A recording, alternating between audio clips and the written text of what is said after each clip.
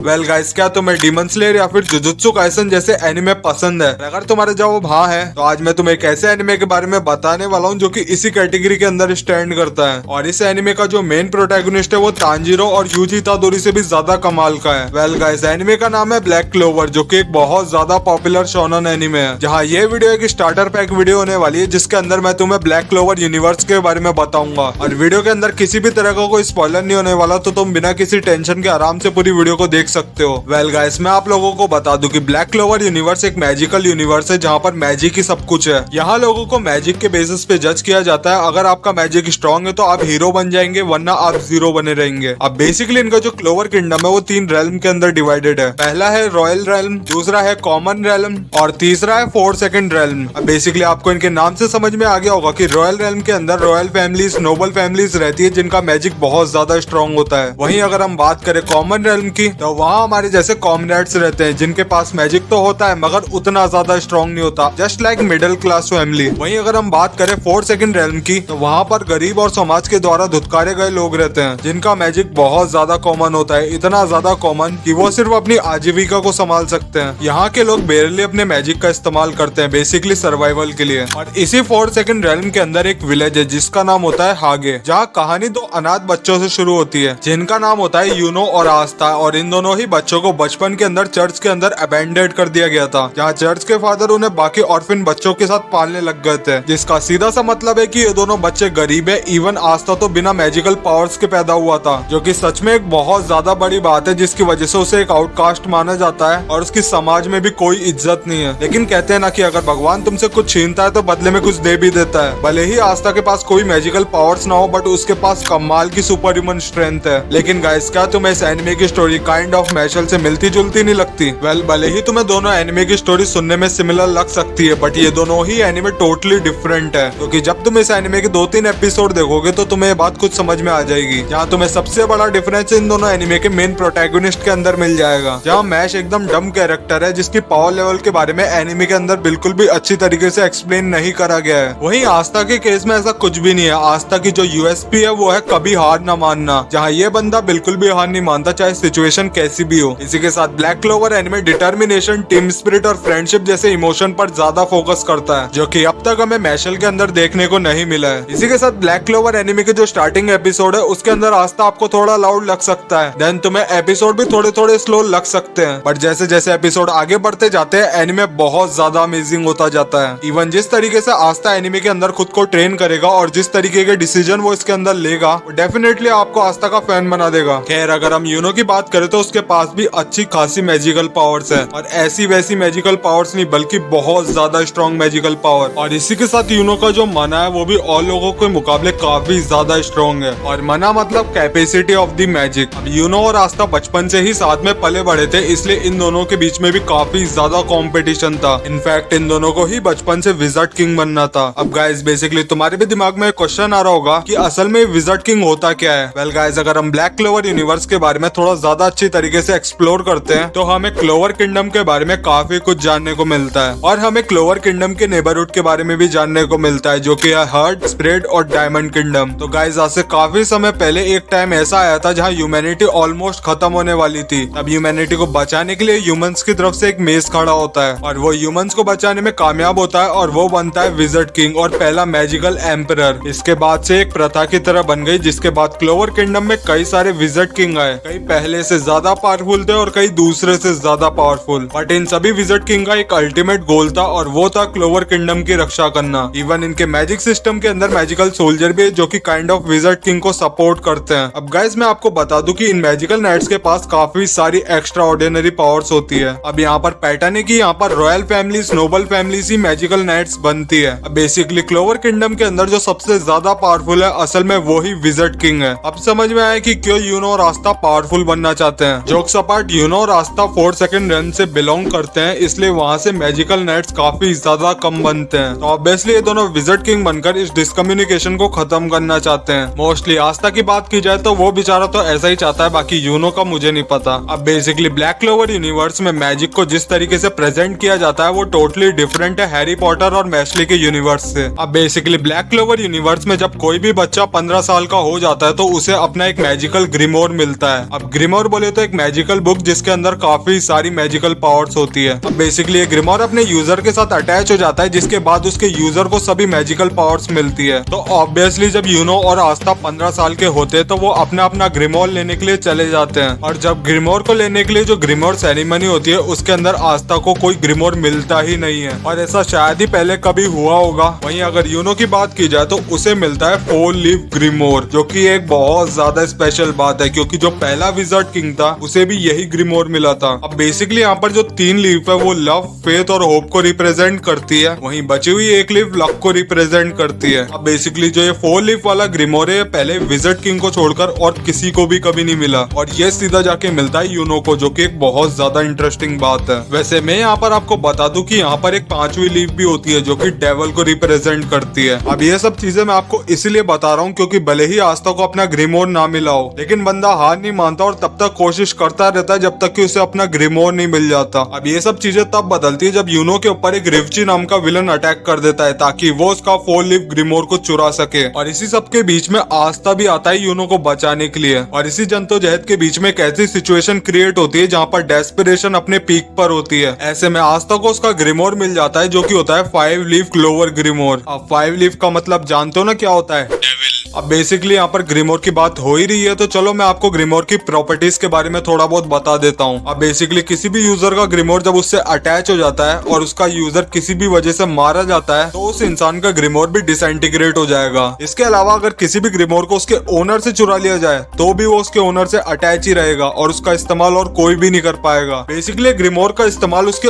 Owner के अलावा और कोई भी नहीं कर सकता। अब ऐसे में आपके दिमाग में भी ये क्वेश्चन आ रहा होगा कि रिवची जब उस ग्रिमोर का इस्तेमाल नहीं कर सकता तो उसने उस ग्रिमोर को चुराने की कोशिश क्यों की? क्योंकि अगर एक ग्रिमोर अपने ओनर को लेकर इतना ज्यादा लॉयल होता तो उसे चुराने का कोई मतलब ही नहीं बनता। वेल गाइस, रिवची उस ग्रिमोर को बेचकर कुछ पैसे बनाने की कोशिश कर रहा था, उसे ब्लैक मार्केट में बेचकर। वैसे मैं आपको बता दूं कि आस्था रिवची को हराने में कामयाब हो जाता है विद इस न्यू फाउंड टेक्निक। बाकी अगर तुम वीडियो के इस सेक्शन तक पहुंच चुके हो और अगर तुम्हें मेरी वीडियो थोड़ी भी पसंद आती है तो प्लीज चैनल के ऊपर एक सब्सक्राइब जरूर से कर देना और वीडियो को लाइक भी कर देना ताकि हमारी एनिमे कम्युनिटी और भी ज्यादा बड़ी हो सके और भी लोग एनिमे से जुड़ सके। Moving on, black clover universe के अंदर हर एक यूजर का मैजिक अलग अलग होता है जैसे कि मैशले की यूनिवर्स के अंदर होता है। अब बेसिकली ये सब चीजें मैं तुम्हें इसलिए बता रहा हूँ क्योंकि हैरी पॉटर के यूनिवर्स के अंदर यूजुअली सभी एक तरह का मैजिक सीखते हैं, किसी का कोई स्पेशल मूव नहीं होता। एग्जाम्पल के तौर पर यूनो के पास वाटर मैजिक होता है, ऐसे ही किसी के पास विंड, स्टील या फिर वाटर मैजिक हो सकता है। ऐसे में अब तुम्हारे भी दिमाग में एक क्वेश्चन आ रहा होगा कि आस्था के पास तो किसी भी तरह का कोई मैजिक है ही नहीं, फिर उसका ग्रिमोर क्या काम का? वेल गाइस, आस्था को अपने 5 लीफ क्लोवर ग्रिमोर से एक बहुत ज्यादा खास स्वॉर्ड मिलती है जिसे कि तुम डीमन स्लेयर स्वॉर्ड भी कह सकते हो। अब गाइस बेसिकली स्वॉर्ड की खास बात यह है कि तुम इस स्वॉर्ड की मदद से किसी भी तरह के मैजिक को नलीफाई कर सकते हो। अब यहाँ आस्था और यूनो ट्रेन करना शुरू कर देते हैं, दोनों को अपना क्लोवर मिल चुका है। अब 6 महीने बाद ये दोनों मैजिकल नाइट का एग्जाम देने जाते हैं, और अगर तुमने मेरी वीडियो ध्यान से देखी होगी तो तुम्हें पता होगा कि मैजिकल नाइट विजार्ड किंग को सपोर्ट करने का काम करते हैं। अब यहाँ मेजेस के 9 स्क्वाड है जो कि विजार्ड किंग के अंदर फाइट करने के लिए प्रो है। अब यूजुअली यहाँ पर हर एक स्क्वाड से एक कैप्टन है जिन्हें की पूरे देश भर के अंदर अप्रिशिएट किया जाता है। अब यहाँ पर कुछ स्क्वाड बहुत ज्यादा बेहतरीन होते हैं जो कि द बेस्ट होते हैं जिन्हें की पूरे देश के अंदर बहुत ज्यादा प्यार मिलता है, और कुछ स्क्वाड ऐसे होते हैं जो कि बहुत ज्यादा वर्स्ट होते हैं जिन्हें की कोई भी ज्वाइन नहीं करना चाहता। और ये पॉइंट ध्यान रखना आस्था के सिलेक्शन के अंदर ही काम आएगा। तो एग्जाम स्टार्ट होता है, यहाँ यूनो सभी बेसिक एग्जाम को एकदम फ्लाइंग मार्क्स से क्लियर करता है, वहीं दूसरी तरफ आस्था बुरी तरीके से फेल हो रहा होता है। लेकिन जब फाइनल बैटल की बारी आती है जहाँ पर 2 प्लेयर को आपस में भिड़ना होता है तो उस बैटल के अंदर आस्था जीत जाता है। तो जब एग्जाम खत्म होता है तो स्क्वाड कैप्टन कैंडिडेट को चुनते हैं जो कि उनके स्क्वाड को ज्वाइन करेंगे। ऐसे में अगर आपको कोई नहीं चुनता तो बेटर लक, नेक्स्ट टाइम घर जाइए, वापस प्रिपेयर कर अगले साल आइए। लेकिन एक ऐसी भी प्रॉब्लम क्रिएट होती है जहाँ पर मल्टीपल स्क्वाड कैप्टन एक ही कैंडिडेट को चूज करते हैं। ऐसे में ये चॉइस उस कैंडिडेट के पास होती है कि वो किस स्क्वाड को ज्वाइन करना चाहता है। अब गाइस मैं यहाँ पर आपको बता दूं कि यूनो के लिए सभी स्क्वाड कैप्टन अपना हाथ उठाते हैं। देख रहे हो कितना ज्यादा ओपी कैरेक्टर है यूनो। यहाँ ऑब्वियसली यूनो सबसे ज्यादा पावरफुल स्क्वाड को चुनता है जिसका नाम होता है गोल्डन डॉन, जिसमें usually royal families, noble families वाले लोग होते हैं जिनका मैजिक बहुत ज्यादा स्ट्रॉन्ग होता है। वहीं दूसरी तरफ आस्था की बात की जाए तो उसे चुनने के लिए किसी भी स्क्वाड का कैप्टन अपना हाथ ही नहीं उठाता, लिटरली। अब यूजुअली यहाँ हम आस्था को जानते ही है, वो यहाँ पर चिल्लाना स्टार्ट कर देता है कि तुम लोग देख लेना, मैं विजार्ड किंग बन के रहूंगा, चाहे कुछ भी हो जाए, फलाना ढिमकाना। और उसके यही सब बकवास को सुनकर यामी उससे काइंड ऑफ इम्प्रेस हो जाता है, क्योंकि एक बात तो है कि की आस्था के अंदर डेडिकेशन कूट कूट के भरी है। बंदा लिटरली कभी हार नहीं मानता। यहाँ यामी आस्था को अपने ग्रुप में चुन लेता है जिसका नाम होता है ब्लैक बुल्स। अब मैं यहाँ पर आपको बता दूं कि black bull one of the worst squads में से एक है और ये बहुत ज्यादा इनफेमस है। बट अपने आस्था के पास और कोई चॉइस भी तो नहीं था, एक ही स्क्वाड का कैप्टन चुना था और वो भी सबसे वर्स्ट निकला। और अब यहाँ से ब्लैक क्लोवर यूनिवर्स की असली स्टोरी लाइन स्टार्ट होती है। अब यहाँ तक मैंने तुम्हें ब्लैक क्लोवर यूनिवर्स के बारे में थोड़ा बहुत बताया था। अब यहाँ से आगे स्टोरी के अंदर ट्विस्ट और टर्न आना स्टार्ट हो जाएंगे। यहाँ से आगे हम डिफरेंट स्क्वाड के लीडर को देखेंगे, डिफरेंट स्क्वाड्स के मेंबर को देखेंगे, ब्लैक बुल्स के बारे में और भी ज्यादा अच्छे से जानेंगे, इसके मेंबर को अच्छी तरीके से समझ पाएंगे। और ब्लैक बुल स्क्वाड्स के मेंबर को देखकर तो ऐसा लगता है कि मानो यामी ने उन्हें अपने हाथों से हैंड पिक किया है। मतलब हर एक स्क्वाड मेंबर की क्वालिटी एक दूसरे से बिल्कुल ही डिफरेंट है। उन्हें देखकर ऐसा लगता है कि मानो वो आउटकास्ट है, उनका स्क्वाड बहुत ज्यादा वर्स्ट है। मगर असल में इसके जो स्क्वाड मेंबर है वो काफी ज्यादा इंटरेस्टिंग है। And I am pretty sure black clover anime का जो मेन प्रोटैगनिस्ट है अपना आस्था, उसे देखकर तुम्हें उससे लिटरली प्यार हो जाएगा। अब ये वीडियो एक स्टार्टर पैक वीडियो है, इसलिए मैं आपको कैनन स्टोरी लाइन से कुछ भी स्पॉइल नहीं करूंगा। बाकी अगर तुम्हें ब्लैक क्लोवर एनिमे की आगे की स्टोरी को जानना है तो वीडियो के नीचे 1000 लाइक का टारगेट पूरा कर दो और चैनल को जरूर से सब्सक्राइब कर लेना ताकि हमारी एनिमे कम्युनिटी और भी ज्यादा बड़ी हो सके और एनिमे और भी लोगों तक पहुंच सके। बाकी मैं मिलता हूँ तुमसे नेक्स्ट वीडियो में।